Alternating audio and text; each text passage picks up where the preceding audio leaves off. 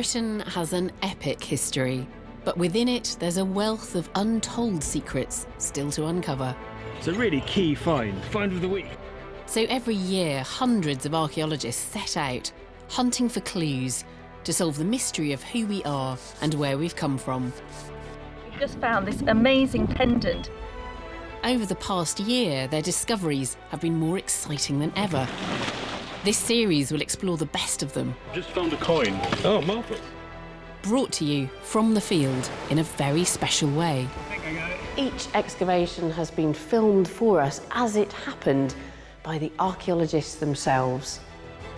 It looks absolutely fantastic. I bet he had a bad day when he never brought these back.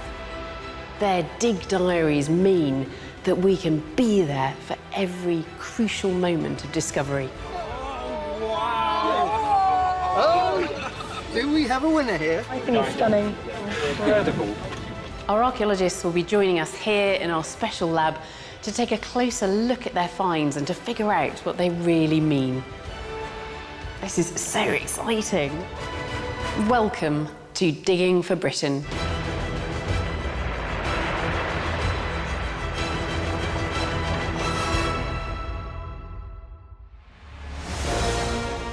In this episode, we're exploring the discoveries from the north of Britain that change what we know about this island's story. We scramble to uncover the earliest origins of Scotland's first kingdoms. I think I got it. We're there for the find of a lifetime that reveals the true extent of Viking power. Oh, do we have a winner here? And a new housing development reveals the mass graveyard of warriors whose people may have marched from Europe to settle in Yorkshire. It looks absolutely fantastic. These discoveries are rewriting our history. To find out how, archaeologist Matt Williams and I have been given special access to Yorkshire Museum. Its collection tells the story of the North and the people who settled here. The Gilling Sword. And we're going behind the scenes to the back rooms that ordinary visitors just don't get to see. You could get lost in here for days. Carr is an archaeological site of world importance. Excavations began here in 1948 and have revealed a Stone Age settlement 11,000 years old. The whole site covers 5 acres. Discoveries at Carr include the remains of Britain's oldest house, ancient tools and the earliest carpentry in Europe. Finds like these have shown how our Stone Age ancestors lived.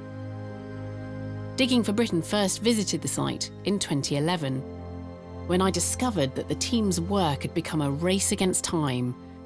The soil at Carr was becoming acidic and destroying the evidence. So that's some antler from the original excavations on the site? Yeah. So when would that have been excavated? 1950. 1950. This antler has been preserved in almost perfect condition, but the items being pulled from the ground 60 years later have deteriorated drastically. It's like a piece of rubber. It's basically because the water table has fallen dramatically. Right. That's let oxygen into the deposits and that's created a chemical reaction. We've been told by our specialists it's a bit like Carr battery acid. It is shocking to see how the acid is attacking Carr, and it shows just how urgent the work carried out by Nikki and her team really is. But now they are finally running out of time as 6 decades of research at Carr come to an end. They're hoping to solve one last mystery and reveal the true significance of this site to our Stone Age ancestors.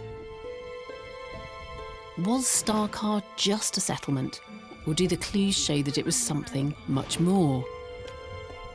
This is their dig diary. From day one, it was clear that the soil had become even more acidic. It's actually very fragile. This is one of the problems that we have. And this bit is turning to jelly. The chances of finding any well-preserved artefacts seemed slim. Then, a couple of weeks in, the archaeologists dug another trench where, remarkably, the soil conditions were very different and the preservation outstanding. Just turn it. Just cleaning off this area behind me, and it's incredibly exciting. Here we've got an absolutely jam-packed area of bone and flint and wood that we've not seen anywhere else on the site. And in the rest of the trenches, we've had a real problem. We've had very acid conditions, which has meant that the bone and antler has disappeared. So this is a really amazing insight into what people were doing on the edge of the lake here. People are placing bone and antler and wood in this area. But why would people have been deliberately placing these materials here 11,000 years ago? A few days later, another remarkable discovery could be a clue. It's a deer. It is a deer. Yeah.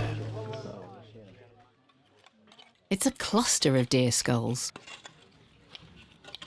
It's a really amazing example. There are lots from this site, but this one is very robust. You can see the antlers here coming off the main skull, and it's also in association with a couple of roe deer skulls, one here and one here. So we're just cleaning it up some more, and then we'll be lifting it very carefully and taking it to the conservation labs.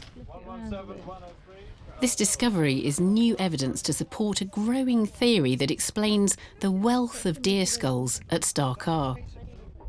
These have been made into headdresses from red deer skulls, and we think that they were possibly used by shamans, wearing them on their heads as part of ritual practices. It's just amazing to think that 11,000 years ago someone might have had one of these on their heads. In the final few days, even more of these partial deer skulls are uncovered. But can they really be ritual headdresses? I'm in the vaults of York Museum to see the evidence for myself. Can we open it up? We can. Look. It's like Christmas. So this is the latest one. So it is just the top of the skull, essentially. We've lost all of the nose and the upper jaw down here. We have. So it is just this uppermost part with the antlers attached. And that's one of the first clues that tells us that this probably isn't just a piece of deer skull that's been found in the ground. It's been worked by human hands for a particular purpose. If this is a deer in its prime, a large deer, it would have very big antlers, and they've been trimmed back. And what that does is effectively makes this a lot lighter. An almost cap-type shape. If you think of a hollowed-out skull, it's almost a cap-type shape going on there. So one of the other features that we see, and we certainly see on other frontlets that have been found, are these piercings, these circular piercings that you see through the skull. Now, these piercings could be for sinew or for cord to pass through. It suggests that this might be something that's been worked by human hands to be worn on the head. And it's really important as well that this isn't a unique object, that it's one of many that have been found at Carr. Or just over 20 similar objects have been found at Carr, so this is not a one-off, and they all seem to be treated in the same way. So perhaps it's a group of objects that are being used for a very specific purpose and made in a very specific way. The archaeologists think it's likely that these skulls really were worn as ritual headdresses. Together with the wealth of votive offerings of antler and bone, the finds suggest that Carr was more than just a settlement. Back at the dig on day 40, the team makes another remarkable and exceptionally rare discovery, which also hints at the ritual significance of Carr. We have actually just found this amazing pendant, which actually has artwork on it. It's so rare to find something like this. There's only a few pieces of artwork from this country and very few from the whole of Europe. It's very classic Mesolithic. It has geometric lines on it. An 11,000-year-old pendant, piles of bone and antler. Nikki believes that this could be evidence that Carr held sacred significance. And we're really beginning to think that these things weren't just lost, they were perhaps some kind of votive offerings that were placed in this particular spot. A piece of Mesolithic artwork is an extraordinary find anywhere in Europe. I can't wait to hear what this one can tell us about Carr. This is so exciting. When I heard that you'd found this, I didn't quite believe it, Nikki, I must say. You must have been thrilled to find that on your site. The more we've looked at it and the more we've analysed it, the more excited we're getting about it, really, because Mesolithic art is incredibly rare, particularly for this country. And so to find something like this is really spectacular. I can certainly see quite a bit of detail here, but also you've got this enlarged image of it, which really brings it out, doesn't it? That you've got these longer, incised grooves on it, but lots of little tiny grooves as well. An awful lot of detail here. One interpretation I quite like at the moment is that we might have a tree on here, so that's the trunk and these are the branches coming off it. And I think I'm interested in that because, again, for shamans, sometimes trees can be holy. They link different parts of the spirit world, and so possibly there's something like that to it. The interpretation of pendants in Denmark, where they're usually made of amber, is that they might be amulets, and so they're protecting the person who wears them. So over the 6 decades or so that excavations have been going on at Carr, what has that added to our knowledge of the Mesolithic in Britain?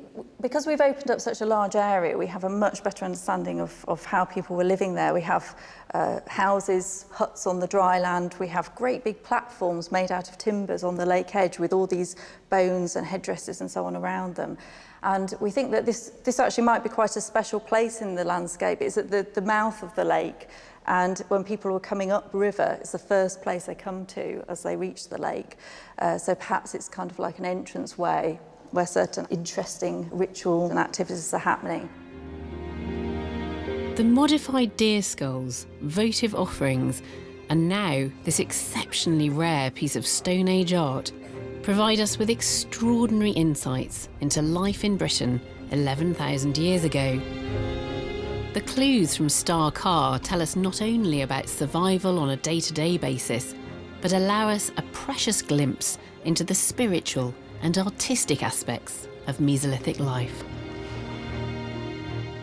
The amazing discoveries at Carr are the work of dedicated professionals, but sometimes we have to thank the devotion, enthusiasm, and luck of a band of amateurs.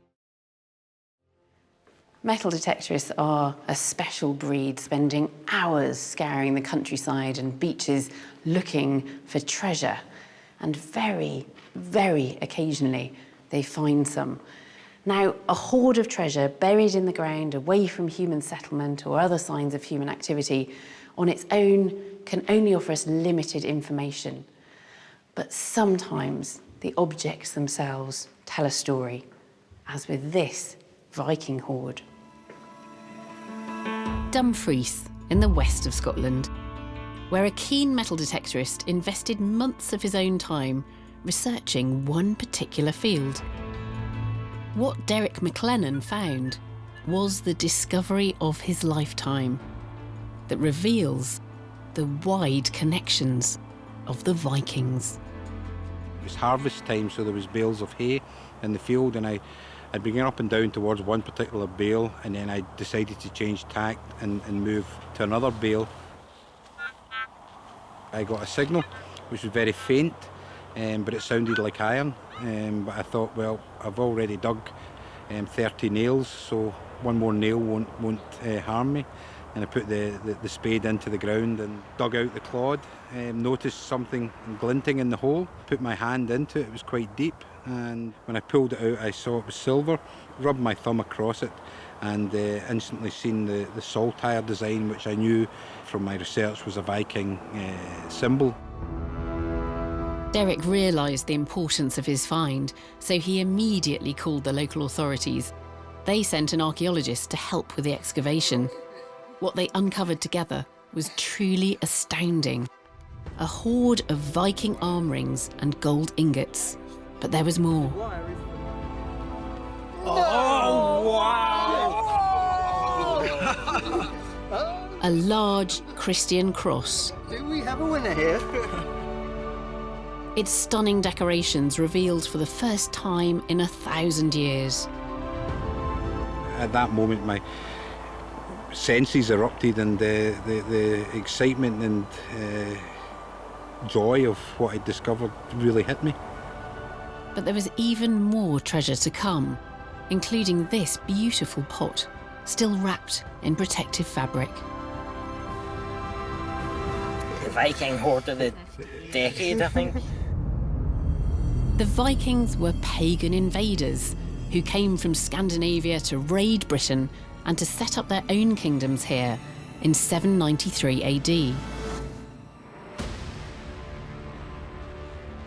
This find could reveal new insights into this turbulent chapter in British history. So it's been handed to a team from Historic Scotland for analysis. When they lifted the lid of the pot, even more treasure was packed inside. To find out what, the team turns to modern scanning technology. And that's got quite a density. Yeah, and then there's a layer of dense material right down at the bottom here. So you can see it's got a lattice on it there. Yeah. I'll just see if we can rack through and have a look at some of the other objects. The scans reveal rings, brooches and other pieces of fine jewellery packed inside the pot. Excavating and conserving them has taken months. Now, almost a year after making his remarkable discovery, Derek has come to view the treasures for himself. Attached to the inside there. It's kind of hard to put into words. I'm absolutely stunned by the amount of artefacts that come out of the pot, and the textiles, everything being so carefully wrapped and packed, shows that even 1200 years ago these objects were very coveted and cared for. This hoard is full of riches and mystery.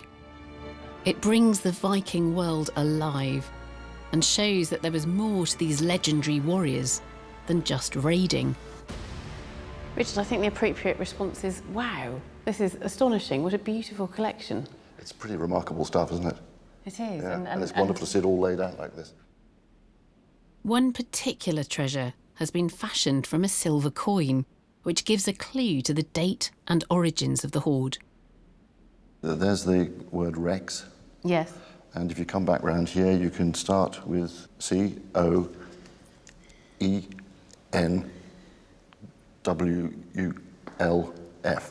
Cohenwulf. Cohenwulf. Rex. Cohenwulf was the Viking king of Mercia in the Midlands. He ruled from 796 to 821 AD, leading experts to believe that this is when the hoard dates from, a period when Viking raids on Britain were intensifying. So do you think this is Viking plunder that's been gathered together and buried in the ground? You can't help but start to speculate that this is some form of Viking raiding booty. Why would someone who was a devout Christian bury things like that wonderful cross? This cross is well, yes, I mean, gorgeous. this is exceptional. And a beautiful, wonderful, simple form of the Celtic cross with what we think of the four apostles, Matthew, Mark, Luke and John. Isn't that wonderful? Can you see the sort of the saint's head with Yes, and you then see the the hand halo. there? Yes, yes, yes. I mean, that's straight out of Book of Kells manuscript, isn't it? It is, it's wonderful. And the cross is straight out of the wonderful St John's cross on Iona, for example. It's quite something. This cross is typical of the treasures plundered by Vikings from Christian monasteries across Britain and Europe. But further clues in the hoard show that the Vikings weren't only interested in raiding, they were motivated by commerce as well. This is beautiful, this pot. At the top are this series of 8 glass beads of various shapes and forms, some of them held in clasps with metal or silver fixings. But there seems to be a variety of objects and of different styles coming from different places, coming from France, Anglo-Saxon styles and Viking styles. So what's this object in here then, Richard? We think that what you see between the gold braid is a glass vessel of some description, sitting within a very fine leather pouch with this extraordinary sumptuous silk, a Samite silk from the Far East or the Middle East. It's something very precious and very special, wrapped in something which was very, very exotic. Eastern treasures like this remind us that there was more to the Vikings than simple raiding. By the 11th century, the Vikings' vast trading network stretched across Europe, beyond Constantinople, all the way to Baghdad. They were a trading superpower. which engaged with cultures right across the known world. But the Vikings weren't the first foreign power to colonise Britain. The Romans began their conquest centuries earlier, in 43 AD. The story of Rome's 400-year rule is well known. But what happened here after the Roman Empire fell is still a mystery. The end of Roman rule in Britain saw us plunged into the Dark Ages, several obscure centuries for which there is little written record. And actually finding archaeological evidence from this period of time is relatively rare.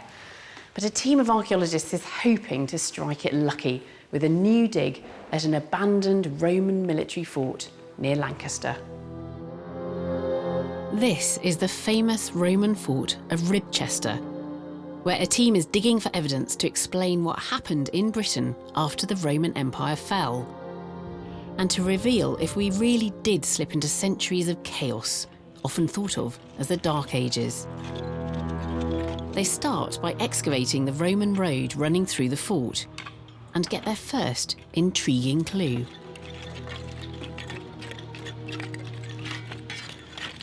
Just cleaned off this Roman road surface, and we've just discovered that it's been robbed, which is really interesting. The road appears to have been dismantled after the Roman occupation, with the heavier stones taken away. It's a really nice insight into the operations of the fort pretty much after the Romans have left, because they're destroying the infrastructure of it to build buildings and taking that material away somewhere else. So what were these Dark Age Britons building with this stone, and where? The team thinks they found the first clues at the other end of the fort. Beginning of week 3, and we have large bits of tile, and that more intense orange is the robbed away hearth, and that orange burning element there suggests we've got sort of workshop activities taking place within that building. The burnt orange earth suggests that this was the site of a fire, built after the Roman administration had collapsed. But this fire does seem to be on an industrial scale, making it possible evidence of manufacturing. And further excavation reveals what they may have been making. That's fantastic. That's a fantastic piece of evidence. Really nice thing there. That is really good evidence that the manufacturing here involved glass. There's a little bit of a runoff of glass, probably from recycling old vessels and stuff like that. It's a really key find. Find of the week. Thank you very much. We sometimes think of Dark Age Britain as extremely backward. But with this glass and the signs of an industrial fire, this dig could be revealing something very different. Britons converting an old Roman fort into workshops. It's new evidence for an era of enterprise, and further finds offer more clues to this new British post-Roman economy. I've just found a coin. Oh, marvellous. So it is. So it's a tiny 3rd or 4th century Roman coin. Marvellous. There we go. The team finds over 20 more coins, all from around the same workshop building. Now Duncan has brought these and his other finds into our lab. We're hoping that they can tell us how this fort was used after Roman rule collapsed, and shine a light on the truth about Britain in the Dark Ages. Okay, so we found 22 coins when we were excavating there, in those very, very top surfaces. And so I think that this is the very, very end of the Roman use of the fort. Can we have a look at some of these coins? I'll bring absolutely. this over so that we can see them a bit more clearly. The head on that side is hardly visible, isn't it? It's very, almost smooth. Hardly visible, exactly. We're looking at a lot of wear and use that's going on as well. But so this is a Roman coin. Who's the emperor on that then? Valentinian is the emperor on that one. So it's minted between 364 and 378. But Duncan believes that these coins were deposited perhaps 2 centuries later. They're very heavily worn, suggesting that they may have been used long after Roman rule in Britain ended in 410. And I think given that we've got all that wear, these coins were probably in circulation for quite a long time. Certainly after you see the collapse of sort of Roman administration, really, coins and pottery are no longer created in the same volumes or at all as they were previously. But the people who live in these forts and in these sort of Roman landscape places almost certainly remain there. So they continue to use quite a lot of this material culture. And certainly I think that, you know, we shouldn't be seeing this as an absolute cut-off point. We shouldn't be saying, you know, 410 AD, the Romans left. What is happening is part of a continuous decline or transformation, is probably a better way of thinking about it, into something completely different. Without military rule, post-Roman society in Britain would undoubtedly have been more dangerous. But this new evidence suggests that it may have been more sophisticated than we thought. So the person who dropped this coin here, for example, what was he doing in the fort? What we're seeing there is a whole series of different manufacturing activities. So we've got the glass that you can see there, we've got the weights, we've got coins for trade and exchange. We think we've got tanning pits, and we think we've got evidence of iron making as well. But wouldn't you have expected those things to be present in a Roman fort as well? Not necessarily, no. By the time you get into the 4th century, it becomes quite a dangerous place to be. If you're moving large numbers of goods and valuable things across the north of Britain, you're probably going to be attacked. There's probably lots of brigands around, that sort of stuff. So I suspect that as we start to see the breakdown of that administration, of the safety networks that exist, then you see that manufacturing to support the fort and starting to take place within it itself. These finds show that we're wrong to think of the Dark Ages as a period of utter chaos and decline in Britain. Archaeology suggests that this was in fact a new age of resourcefulness, when Britons began their own trades and industries and built a new society.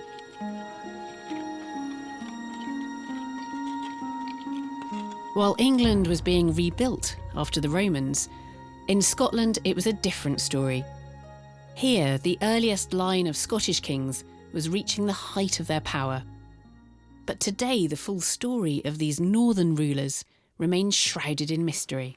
The Picts were the ancient people of Scotland, depicted by history as fearsome, painted warriors, feared even by the Romans.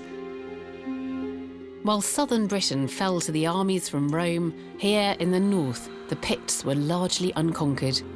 They continued to rule across Scotland and into northern England, right up until the 10th century. But their story is little known. Hard evidence of the Picts and their kingdom has been hard to find. Now, though, a team of archaeologists thinks they might just have pinpointed the seat of Pictish power. Here's their dig diary. Some of the very few clues the Picts left behind are giant symbol stones. The most famous is the 6-foot-tall, terrifying-looking Rhynie Man. These stones seem to be linked with Pictish royalty. Archaeologist Gordon Noble has spent his entire career searching for evidence of the Picts, and he's now digging at a site in the east of Scotland where some of their mysterious symbol stones have been found. He's hoping to unearth the seat of forgotten Pictish kings. Right, here we are at Carr. This is the site where, in the 19th century, 6 Pictish symbol stones were found on top of the sea stack here. Only a few people have visited the site in the 20th century and didn't really note much on top. But already yesterday was our first ascent, which was quite precarious and slightly scary. We found remains on top. It's a promising find, but to fully investigate it, they'll have to make the dangerous climb all over again. The stack is 60 feet tall, surrounded by jagged rocks, and the chilly North Atlantic. A strong defensive position for a Pictish warrior tribe, but not the easiest commute for a team of archaeologists. However, if they have found a Pictish fort, it will all have been worth it. Right, so we're on top of the sea stack now, where the symbol stones were found. We're at the lower portion of what we think is the fortified site. Following the trail of the symbol stones pays off immediately. The very first trial trench reveals an area of flat stones, possibly a hearth. So it looks like evidence of actual occupation activities actually on top of the promontory here, so that's quite exciting. We've got lots of charcoal with fragments of animal bone, so hopefully this will give a good evidence of how people were using the promontory in the past. It's a promising start, and another trench provides evidence that this site may in fact have been a dwelling or even a fortress. Okay, so we're in test pit 5 at the moment, so we've just opened this up and we've found a series of post holes. We've got one that's the fill's been excavated out, and then we've uncovered another 4 over here in a row. You can see them over here, and there's another possible one, half a one, sitting over in the corner out here. So this might be part of a building, we don't quite know yet, but we're taking samples from that one, so we'll wait and see what we've got for the rest. A line of post holes suggests a wooden wall. And by day 4, the team has uncovered hard evidence of a substantial fortification. So we've got some quite exciting results here. We've got remains of big slots here. These were for timber beams, and this one here projects all the way from the edge of the cliff up to this feature here, which is a giant, very large post hole here. So it looks like we've got both upright timber elements and horizontal timber elements, creating this big wall enclosing the sea stack here. So that's quite exciting and great detail really on the construction methods for this rampart here. The team have found compelling evidence that this was once a fortified site. But to be sure that it belonged to the Picts, they'll have to radiocarbon date their finds. That rock stack looked really difficult to access. Presumably it would have been connected to the mainland by a more significant causeway, perhaps. We think so. We think it was probably a promontory in the Pictish period, which makes a lot of sense. You wouldn't want to build a fort on top of the stack today, certainly. The dating came back with some staggering results.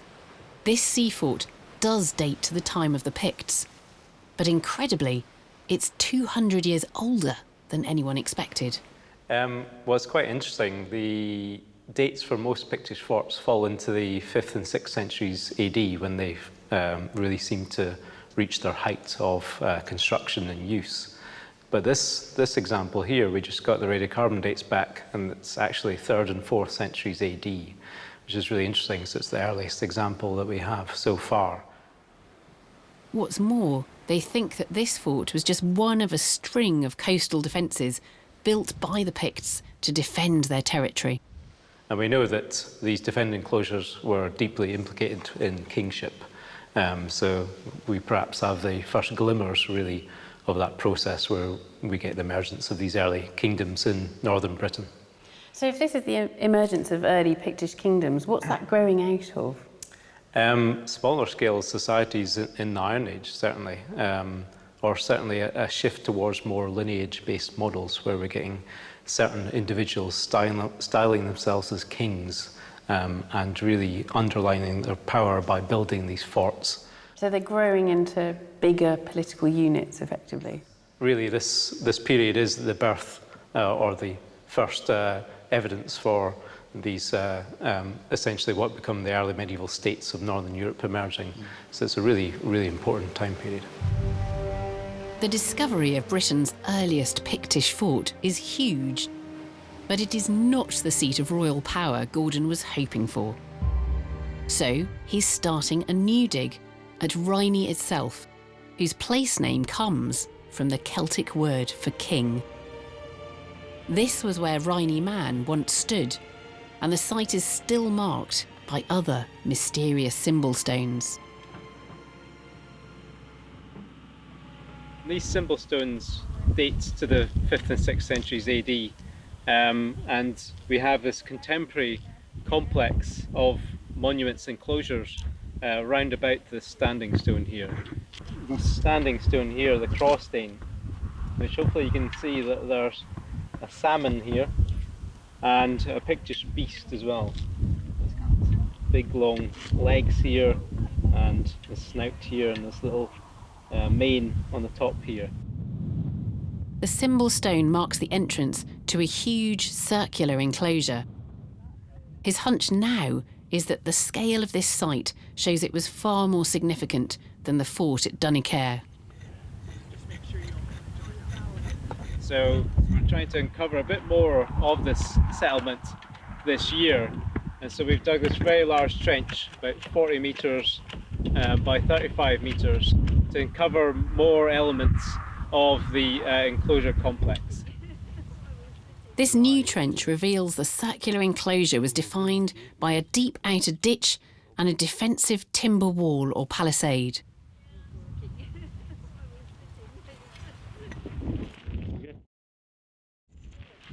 Right, day 12 at Riney, a lovely summer's day. So we're down here looking at the palisade and post setting that defines the outer boundary of the fort here. So we're getting some really quite exciting architectural details down here, beginning to find evidence of actual planks and post settings here. And then just over to my right, over here, there's a whole line of post holes, and these seem to respect this outer enclosure here. So we've got a big wooden plank-based wall on the outside, and then big posts on the inside, perhaps creating a raised platform, a raised walkway round the edge of the fort right here.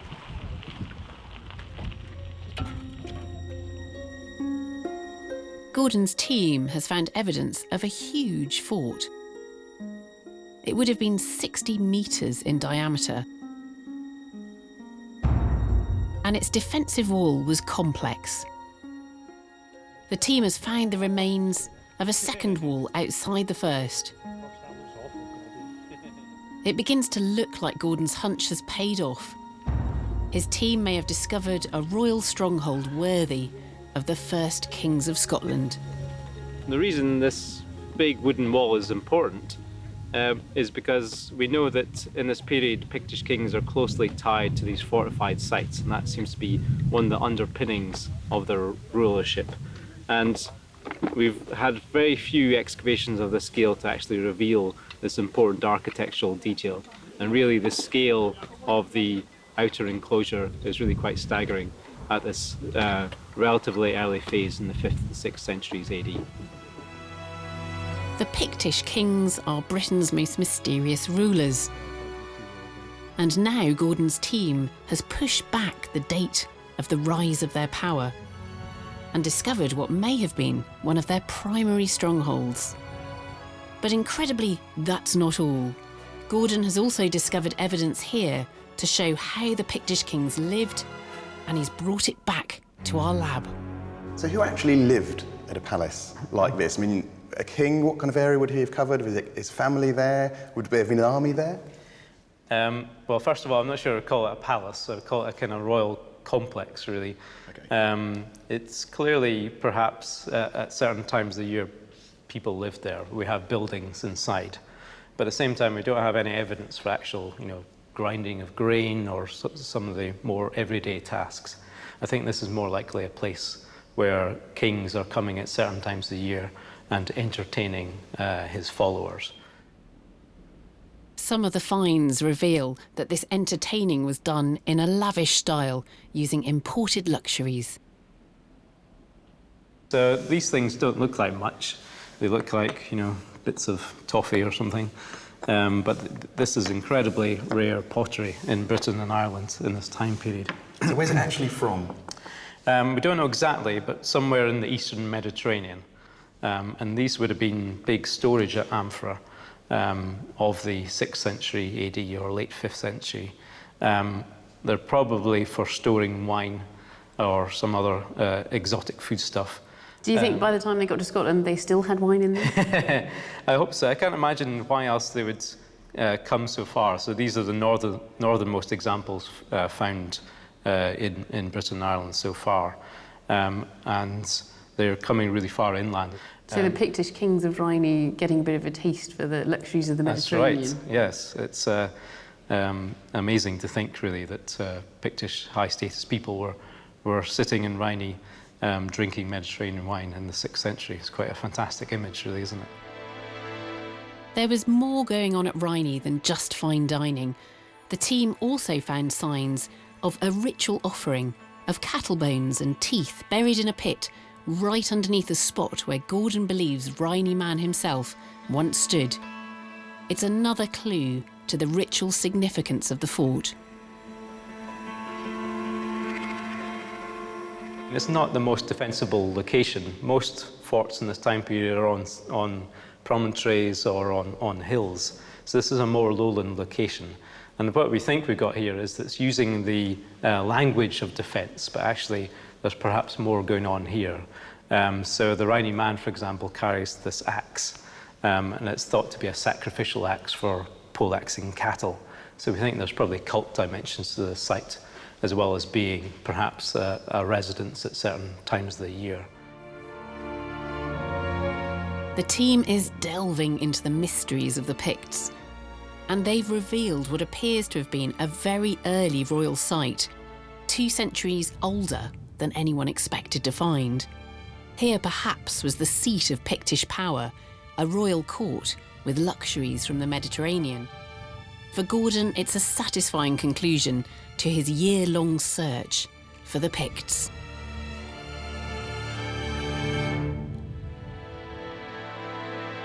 In archaeology, some fantastic discoveries come only after years of painstaking research. Others are made by chance and often against the clock. Before any major construction project gets underway, the developers must first call in the archaeologists to survey the site and to save any archaeology it might contain. Commercial digs like this often turn up surprising and exciting finds, as our next dig diary shows, when archaeologists uncovered evidence of one of the most intriguing Iron Age cultures in Britain. November 2014, in a small Yorkshire village, and a team is beginning a dig to rescue the archaeology from a site where a housing estate is planned. Time is tight. The excavation needs to be completed so construction can get underway. But within days, it's clear there's more to this site than anyone had predicted. When the archaeologists begin to unearth an array of 2,000-year-old burial mounds, known as barrows. Right, it's John's. Very exciting 3 barrows now. John, would you mind coming to describe your burial, please? We've got a crouch burial lying on its left side, facing east, with the head to the north.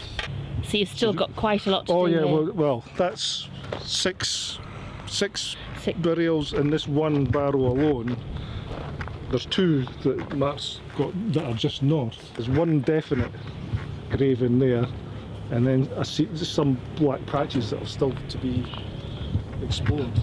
Tons to do. Brilliant.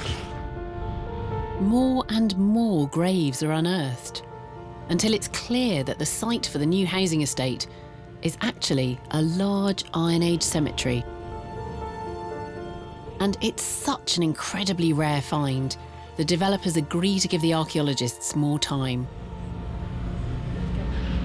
We're going to start stripping this area this afternoon, which we hope to see an extension of the Square Barrow Cemetery. Obviously there's great anticipation because we still have no idea what's under here. As burial after burial is revealed, the team realise that until now, their excavations only scratched the surface of this extraordinary site. Oh, looking good. Extremely good. For months, the team works against the clock, until by day 149, they have revealed a staggering 38 square barrows. Within the cemetery, we have all shapes and sizes of square barrows. This one's the classic representation, 8 metres by 6 metres, with a central grave. We've got a much smaller one here, but still with a central grave. Barrow graves like these are usually associated with high-status individuals, like this man, who has been carefully laid out with his shield. Yes. It looks absolutely fantastic. If we're right in saying that this is a shield, then that's pretty special. Yeah. And it's one for Pete to tick off his list. Yeah.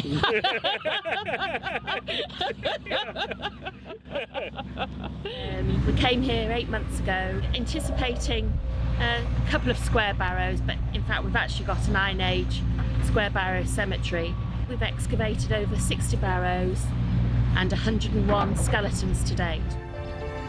This vast cemetery was a chance find, made because of a housing development. But who were the mysterious Iron Age tribe buried here? Only now can the analysis begin, with the skeleton of a 25-year-old man, buried with an array of weapons. He dates to the Iron Age. He's obviously significant within his community. It's highly likely that he was a warrior, that he was afforded more ritual than the other burials that we're seeing. He's a significant member of his community.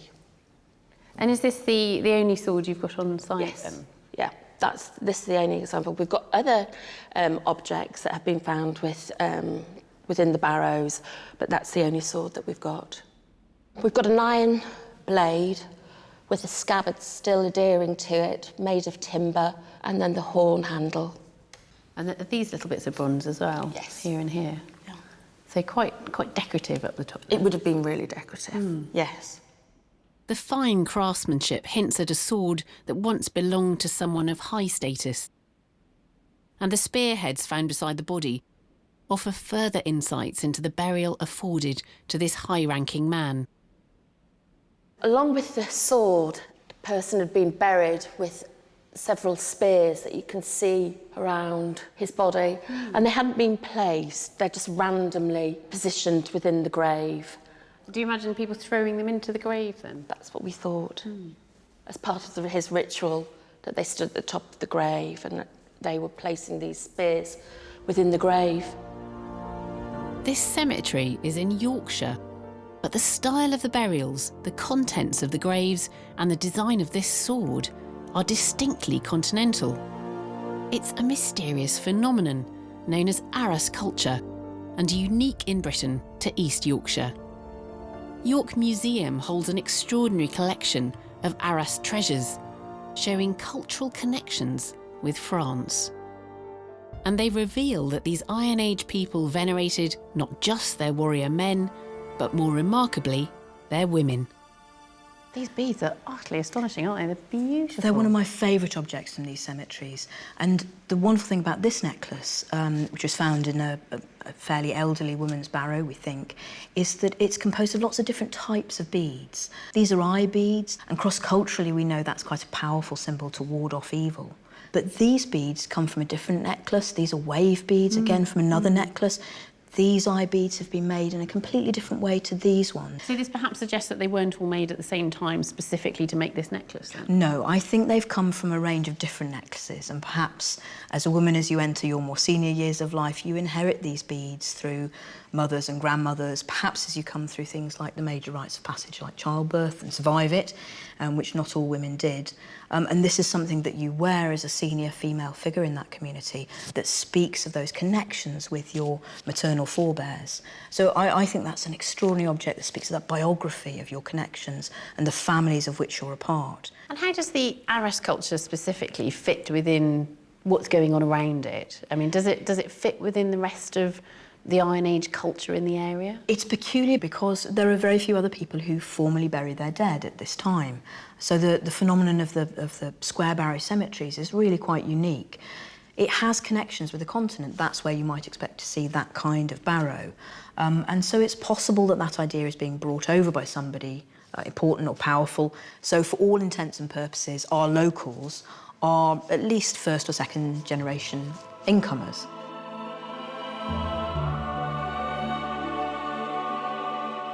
The discovery of the Arras Cemetery was unexpected and extraordinary.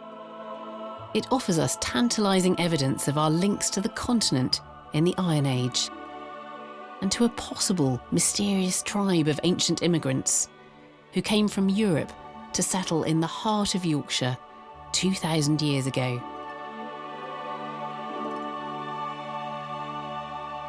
From Arras to Star Carr, archaeology can reveal how our ancestors lived and what they thought. While from Scottish kings who built a new kingdom to Dark Age Britons who built a new way of life, it can illuminate worlds we never thought we could know. To reveal the ancient people with new ideas who laid the foundations for our modern Britain.